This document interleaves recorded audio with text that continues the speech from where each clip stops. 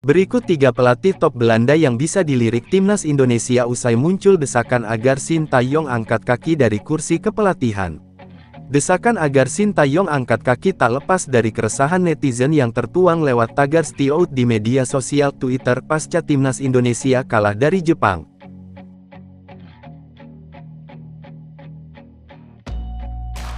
Bukan karena kekalahan saja, keputusan pelatih asal Korea Selatan itu tak memasukkan Eliano Reijenders ke skuad juga membuat netizen resah dan menggemakan tagar tersebut.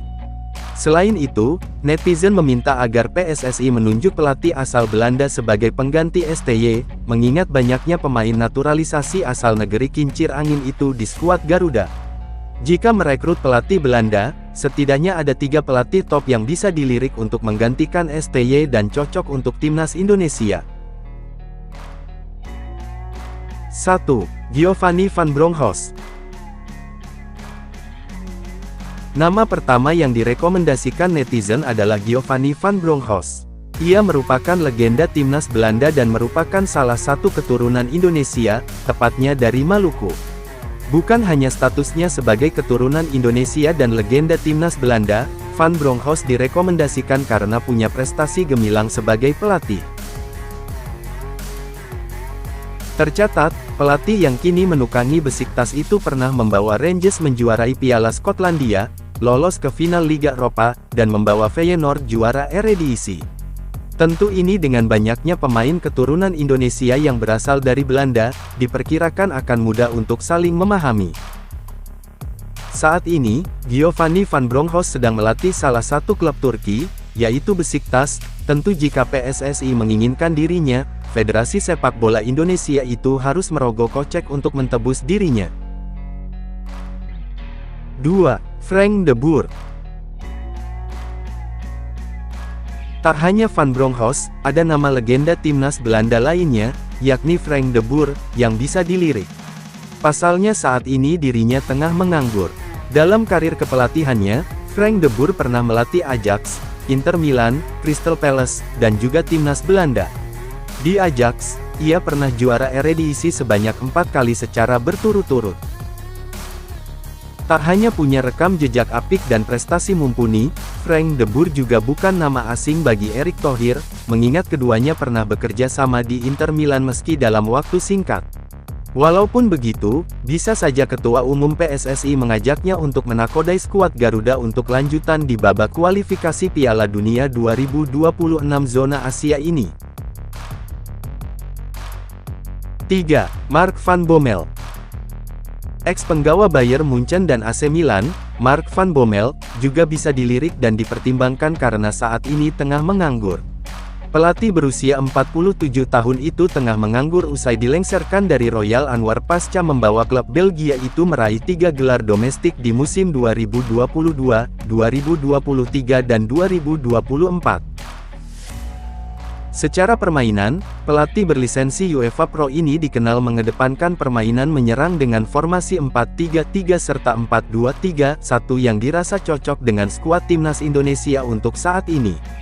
Tentu, Van Bommel dapat meracik ulang strategi timnas Indonesia tanpa harus merombak ulang pondasi skuad punggawa Garuda.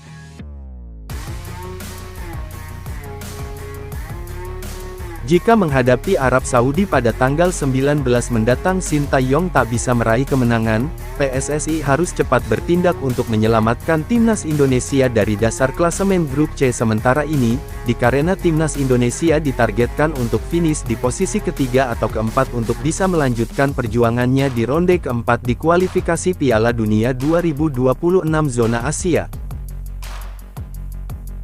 Di satu sisi pelatih timnas Indonesia Sintayong juga buka suara ketika ditanya alasan dirinya mencoret nama Eliano Reijenders saat skuad Garuda dihajar Jepang 0-4 dalam laga lanjutan kualifikasi Piala Dunia. Juru taktik asal Korea Selatan tidak memberi jawaban gamblang, tetapi hanya menyiratkan kondisi Eliano saat ini belum cukup baik untuk bergabung bersama rekan-rekannya yang masuk daftar susunan pemain. Sebagai informasi, Eliano Reijenders sejatinya belum lama bergabung dengan timnas Indonesia usai menuntaskan proses naturalisasi menjadi WNI. Adik bintang AC Milan Tijani Reijenders itu sempat dimainkan sebagai pengganti kala skuad Garuda menahan imbang Bahrain dalam laga putaran 3 FIFA World Cup 2026 Qualifiers, tanggal 10 Oktober lalu. Sayangnya 5 hari berselang, nama Eliano tak dimasukkan di daftar skuad Indonesia versus China dalam ajang serupa.